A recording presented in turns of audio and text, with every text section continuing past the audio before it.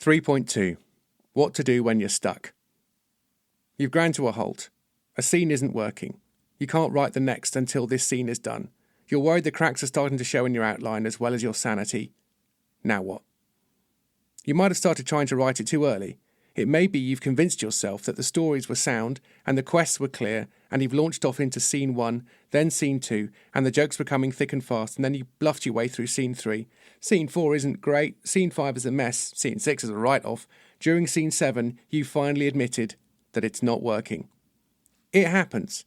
Sometimes you don't spot the flaws until you start writing. If it's any consolation, you might write a whole script, edit it, and be pleased with yourself, and then you hear it read out and it's a screaming disaster with plot holes and pointless scenes. But that's not helping at the moment. The point is you're stuck. Here are a few suggestions. Number 1. Go for a swim. Literally. I swim a few times a week, and when I'm in the pool, I normally have a plot problem churning in my head. Sometimes I'm not even consciously thinking about it, and the problem becomes unknotted after a few lengths of breaststroke. Your problem might be one of setup. If you tweak something earlier on, many of the imponderables are resolved and disappear. Maybe for you it could be running, walking, dogging, whatever it is, do it. Number 2. Character problem. Legendary writer Jack Rosenthal apparently said that if you have a problem, your characters will give you the answer. It may be, however, that your character is being strangely silent or uncooperative. It may be your character is too passive or doesn't have a strong enough quest. Can you summarise their quest in a sentence or two? If they can't, they don't have a quest. You've got a lot of rethinking to do. If they're not one of the 2 or 3 main characters, try getting rid of them. Don't kill them in the show at the point where you realise their characters don't work, although that might be an option. Try removing them altogether. Richard Hurst and I wrote multiple drafts of a script in which a character wasn't really working, and our solution was to remove them entirely, which completely changed the dynamic of the show, and suddenly everything else slotted into place. Number 3. Plot problem.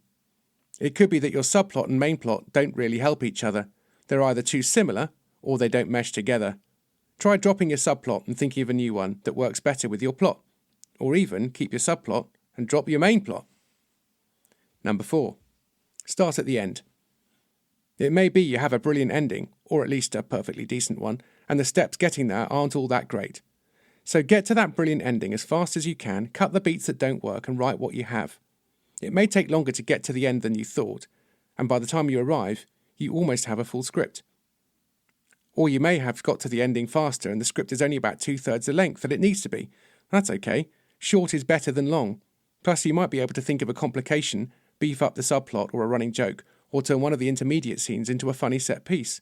Or have a completely separate cold open, which is a scene at the start which is more like a sketch and doesn't really have any bearing on the rest of the episode. And if all this fails, number 5, start filling in your tax return. That normally sparks something. If none of the above work, you might need to stop, go back to your outline and figure out what the problem is.